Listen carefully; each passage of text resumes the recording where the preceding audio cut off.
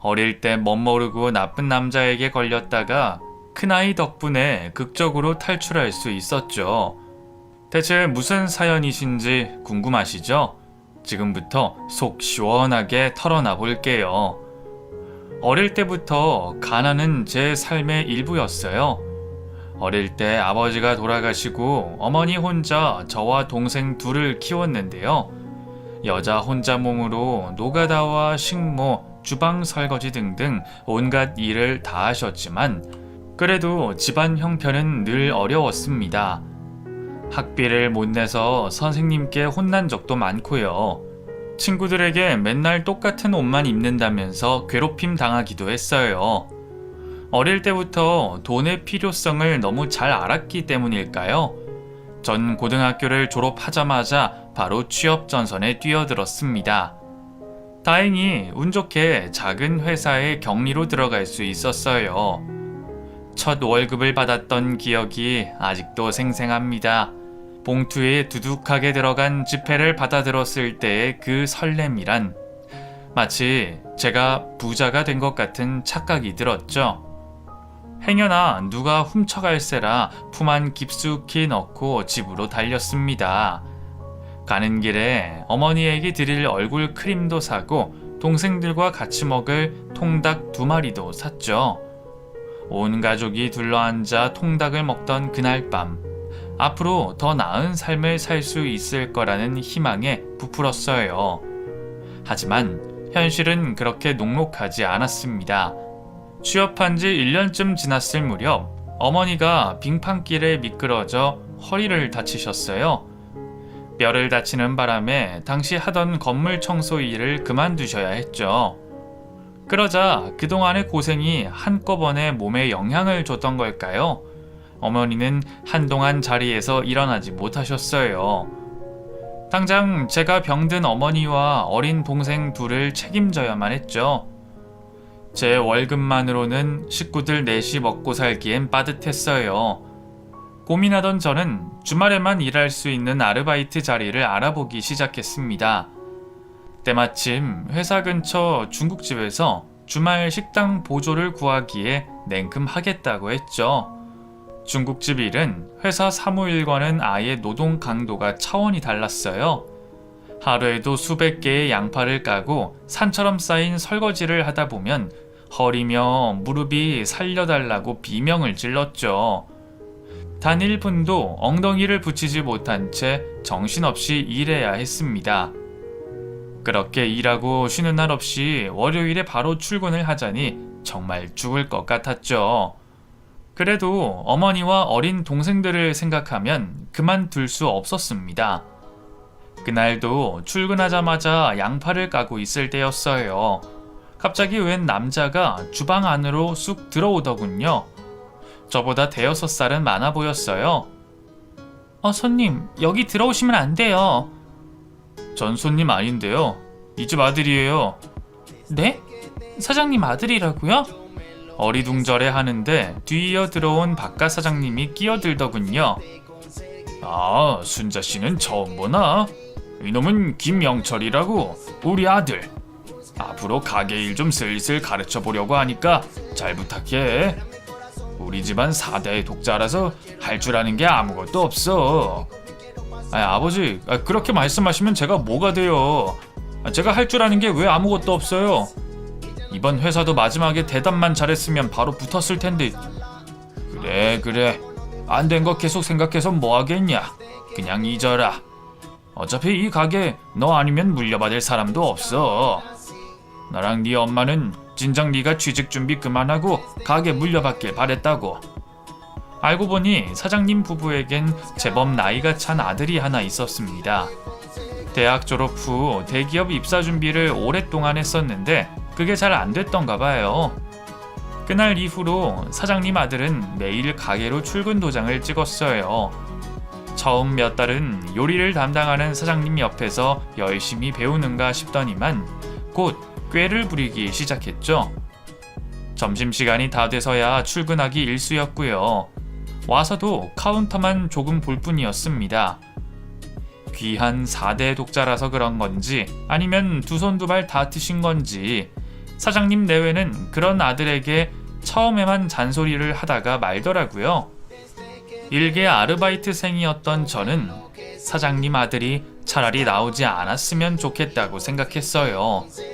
왜냐하면 나올 때마다 괜히 제게 가짜는 수작질을 부렸거든요. 바빠 죽겠는데 괜히 와서 쓰잘데기 없이 말을 걸고요. 시간 날 때 같이 영화를 보거나 밖에서 맛있는 걸 먹자고 꼬셨어요. 사장님 눈치가 보여서 대놓고 거절하지도 못하고 그렇다고 받아들이지도 못하고 참 난감했죠. 제가 남자를 사귈 처지도 못됐고 무엇보다 사장님 아들은 제 스타일이 아니었거든요. 저보다 나이도 너무 많았고 키는 컸지만 뚱뚱했거든요. 그런데 그런 남자가 백마탄 왕자님처럼 보이는 날이 올 줄이야. 저녁 시간이 한창 피크였을 무렵 웬 남자 손님 2명이 가게 안으로 들어왔어요. 탕수육 하나와 고량주를 주문하더군요. 음식이 나가자마자 두 사람은 엄청 빠른 속도로 술을 마시기 시작했어요. 간혹 취객이 행패를 부리기도 했기에 걱정스러운 눈초리로 쳐다보고 있을 때였어요. 갑자기 일행 중 한 명이 제게 소리를 지르더군요.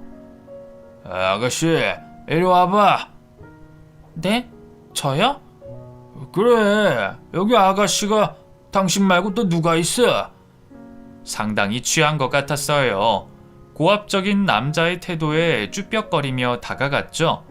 그런 저를 본 남자는 더욱 언성을 높였습니다. 왜 사람이 먹는데 자꾸 쳐다보고 난리야? 이러다 체하면 아가씨가 책임질 거야? 죄송해요. 제가 보려고 본 건 아니고. 기분 나쁘게 진짜. 아가씨 때문에 술만 다 잡쳤어. 어떻게 보상할 거야? 보상이요? 그래, 보상해줘야지. 아가씨 때문에 지금 체했지, 술맛 떨어졌지.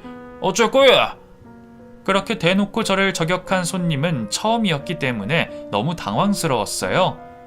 사장님은 주방 안에서 음식을 만드느라 너무 바빴고 안 사장님은 카운터에서 눈치만 보고 있었죠. 전 거듭 고개를 숙여 죄송하다고 사과했지만 남자는 계속해서 보상을 하라며 행패를 부렸습니다. 급기야 남자가 벌떡 일어나 돈 내놓으라고 돈! 하면서 저를 밀치려고 할 때였어요. 갑자기 사장님 아들이 불쑥 나타나서 그 손님의 손을 낚아챘습니다.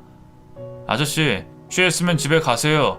애먼 우리 직원한테 행패 부리지 말고. 넌 또 뭐야? 뭐긴 뭐야, 이 가게 사장 아들이지. 뭐? 사장 아들? 근데 손님한테 이래도 돼? 내가 이 가게 망하게 하는 수가 있어? 참나, 아저씨가 뭐라고 우리 가게를 망하게 해? 시끄럽고 당장 꺼져. 사장님 아들은 그대로 그 손님을 밀어버렸어요. 그리고 우악스럽게 주먹을 휘두르는 흉내를 냈죠. 사장님 아들의 체구가 씨름 선수처럼 우람했거든요. 덕분에 그것만으로도 두 남자는 잔뜩 겁을 먹고 허둥지둥 도망가 버렸습니다. 괜찮아, 순자야? 어디 안 다쳤어? 손님들이 가고 나자 사장님 아들은 걱정스러운 표정으로 저를 챙겼어요. 어디서 저런 쓰레기 같은 놈들이 와가지고. 많이 놀랐지? 괜찮아요. 도와주셔서 감사합니다. 아이 뭘, 당연히 내가 나서야지. 내가 너 구해줬으니까 내일 같이 영화 한 편 봐야겠다. 안 그래? 사장님 아들은 그 상황에서도 수작질을 부리더군요. 평소 같았으면 짜증부터 났을 텐데 그날만큼은 웃음이 나더라고요. 웃었다. 너 나보고 웃는 거 처음인 거 알아? 와, 자주 좀 웃어. 웃으니까 더 예쁘네. 아이 참, 그런 말 좀 하지 마세요. 왜? 부끄러워? 하여간 새침대기라니까. 어쨌든 그럼 내일 일 끝나고 같이 영화 보는 거다. 알겠어요. 결국 다음 날 저는 사장님 아들과 같이 영화를 봤습니다. 부끄러운 얘기지만 극장에서 영화를 본 건 그때가 처음이었어요. 그동안 먹고 살기 바빴으니까요. 커다란 스크린 속 배우들의 현란한 연기와 고소한 팝콘, 그리고 톡 쏘는 콜라까지 모든 게 신세계였습니다. 제가 영화 본 게 처음이라고 하니까 사장님 아들은 깜짝 놀라더군요. 극장에서 영화 본 게 처음이라고? 아직 한창 나이인데. 아휴, 젊을 때 놀아야지. 다 늙어서는 체력이 딸려서 놀지도 못해. 그 뒤로 사장님 아들은 걸핏하면 저를 끌고 볼링장이며 유원지 같은 곳을 끌고 다녔어요. 그렇게 자꾸 데이트를 하다 보니 저도 모르게 마음이 가더군요. 아마 4번째 데이트를 했을 때였을 거예요. 집에 바래다 주는 길에 사장님 아들이 제게 입맞춤을 시도했고요. 전 그대로 두 눈을 감고 받아들였습니다. 제 첫 키스였어요. 그 뒤로 자연스럽게 사장님 아들과 저는 연인 사이가 됐고 사귄 지 반년도 안 돼 식을 올렸어요. 물론 사장님 내외는 편모 가정에 가진 거 없는 저를 썩 마음에 들어하지 않았습니다. 특히 사모님이 그랬죠. 네가 마음에 들어서 결혼을 허락하는 게 아니다. 그래도 네 덕분에 우리 영철이가 좀 마음을 잡은 것 같아서 그것 때문에 허락하는 거지. 그러니까 앞으로 영철이 내조하면서 가게 한번 잘 꾸려가 봐. 네 어머니 열심히 할게요. 전 직장까지 그만두고 본격적으로 중국집 일을 돕기 시작했습니다. 하지만 식당 안주인 역할은 쉽지 않았어요. 다행히 남편이 정신을 차려서 시아버지 밑에서 열심히 요리를 배웠지만 그 외에 잡다한 재료 손질이며 청소는 전부 제 몫이었습니다. 남편이 원체 손이 굼뜨고 게으른 사람이라서 뭘 시켜도 기대 이하였어요. 그나마 시아버지가 도와줘서 요리 정도나 간신히 할 수 있는 정도였죠. 게다가 저를 마음에 들어하지 않았던 시어머니는 기다렸다는 듯이 홀서빙도 제게 넘기고 본인은 카운터만 보셨어요. 홀과 주방을 이리 뛰고 저리 뛰다 보면 정말 몸이 10개라도 부족했죠. 그래도 차마 사람을 더 뽑아달라거나 일을 좀 나눠서 하자는 말은 하지 못했어요. 가진 거 하나 없이 맨몸으로 시집와서 가게 차기 안사장이 됐으니 그렇게 제가 일을 도맡는 게 당연하다고 생각했죠. 또 다달이 친정으로 20만 원씩 생활비도 보내드리고 있었기 때문에 안 그러려고 해도 자꾸 눈치가 보이더라고요. 아침부터 밤까지 정말 열심히 일했던 것 같아요. 그렇게 지친 몸을 이끌고 가게 옆에 붙은 집에 들어오면 그때부터는 또 산더미 같은 집안일이 기다리고 있었죠. 남편은 4대 독자라서 그동안 손에 물 한 방울 안 묻혀본 사람이었어요. 시부모님 역시 늙은 몸으로 가게 일 하는 것도 힘들어 죽겠는데 집안일까진 못하겠다 하셨죠. 그러니 어쩌겠어요. 며느리인 게 죄라고 밥 차리는 거며 청소며 빨래며 전부 다 제가 해야 했죠. 그래도 체력 하나만큼은 자신 있었는데 그렇게 몇 년을 사니까 정말 죽겠더라고요. 몸이 급격하게 망가지고 있다는 게 느껴질 정도였습니다. 그래도 이렇게 열심히 하다 보면 언젠가 시부모님에게도 예쁨 받을 날이 올 거라고 생각했죠. 하지만 시간이 흘러도 시부모님은 저를 마음에 들어 하지 않으셨어요. 특히 결혼한 지 5년이 넘도록 아이가 들어서지 않는 걸 못마땅해 하셨죠. 시어머니는 아예 대놓고 저를 하자 있는 여자 취급하면서 무시하셨습니다. 아무리 씨가 좋으면 뭐해. 밭이 말라 비틀어졌으니까 열매를 못 맺는데 우리 아들이 어쩌다 저런 반쪽짜리 계집애랑 결혼을 해서 아휴, 사돈집에 돈은 돈대로 퍼주고 아이고야. 정말 서러웠어요. 특히나 저희 친정을 들먹이면서 뭐라고 하실 땐 화가 났죠. 제가 가게에서 밤낮 없이 일하는 것만 돈으로 쳐도 20만 원이 훨씬 넘을 텐데 말이에요. 그치만 애도 못 낳는 죄인이 뭐 할 말이 있나요? 그냥 꾹 참고 죄송하다고 하는 수밖에 없었죠. 해가 지날수록 정말인지 아이가 간절해졌어요. 임신만 할 수 있다면 양잿물이라도 마실 수 있을 것 같은 심정이었죠. 정말 안 해본 게 없는 것 같아요. 배란기에 맞춰 꼬박꼬박 잠자리도 갔고 시어머니가 해주신 애 잘 들어선다는 보약도 챙겨 먹었어요. 오죽하면 동네에 아들만 셋을 낳았다는 아주머니 속옷도 얻어다 입어봤죠. 그래도 좀처럼 삼신 할머니는 제게 아이를 점지해주지 않으셨습니다. 급기야 남편마저 제게 차가워지기 시작했어요. 원래 부부 사이 애정은 처음 신혼생활 때 잠깐이지 그 뒤로는 애 키우는 정으로 사는 거잖아요. 하지만 아이가 없으니 남편과 그런 애틋한 정이 생길 리가 없었죠. 남편은 점차 제게 함부로 굴기 시작했어요. 제가 일하는 꼴이 마음에 안 들면 바로 네가 제대로 하는 게 뭐가 있냐면서 소리를 질렀고요. 때로는 때릴 것처럼 손을 치켜 올리기도 했죠. 저보다 덩치가 2배나 더 큰 남자가 그렇게 행동하니 얼마나 위압적으로 느껴졌는지 몰라요. 하지만 시부모님은 그 꼴을 보고도 아무 말도 하지 않으셨습니다.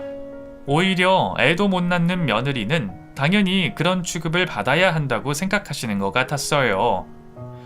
점점 시부모님은 물론 남편에 대한 제 마음도 식어갔습니다. 남편과 한 이불을 덮고 자는 것도 끔찍했죠. 그렇다고 밤마다 뻗어오는 남편의 손길을 거부할 수는 없었어요. 어떻게든 아이를 가지는 것만이 이런 신세에서 탈출할 수 있는 유일한 방법이었으니까요. 하늘도 그런 제 간절함을 알았던 걸까요? 결혼한 지 7년쯤 지났을 무렵 그토록 원하던 임신에 성공했습니다.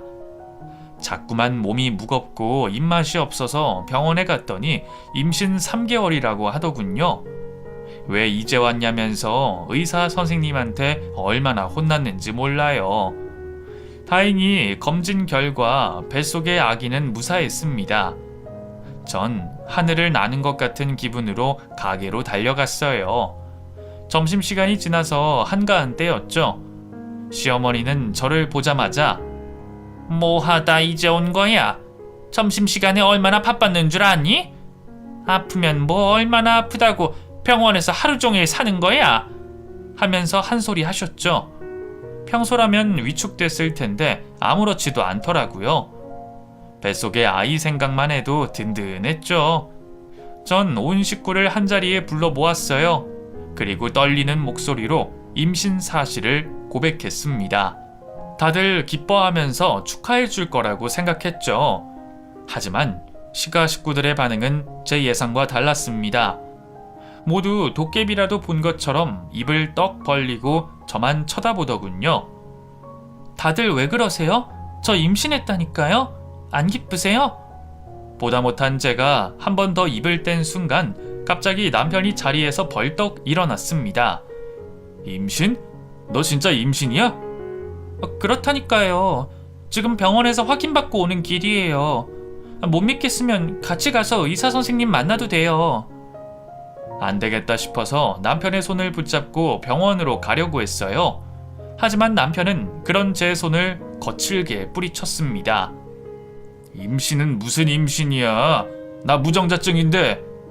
너 바람 폈냐?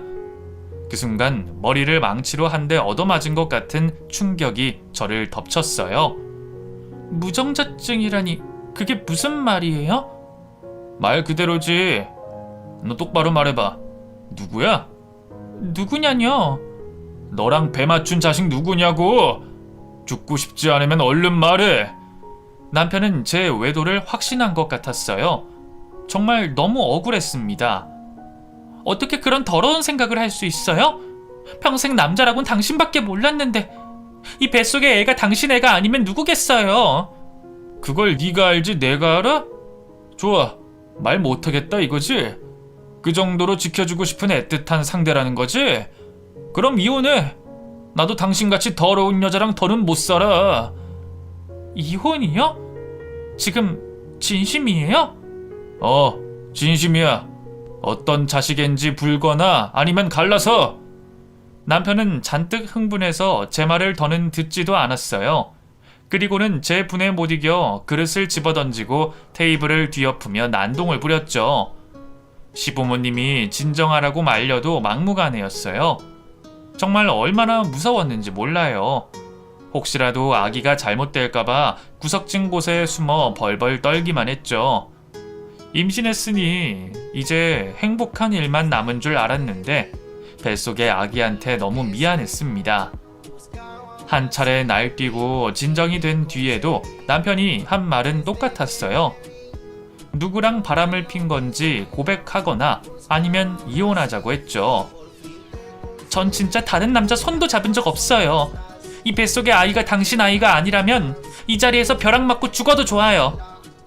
제 단호한 태도에 남편은 좋아, 그럼 어디 한번 애 낳고 유전자 검사 해보자고.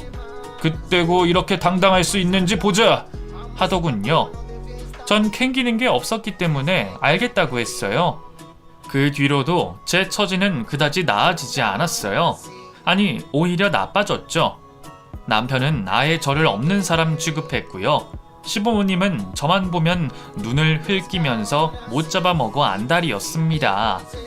특히 시어머니는 남편과 마찬가지로 아예 제 외도를 확신하고 있었어요.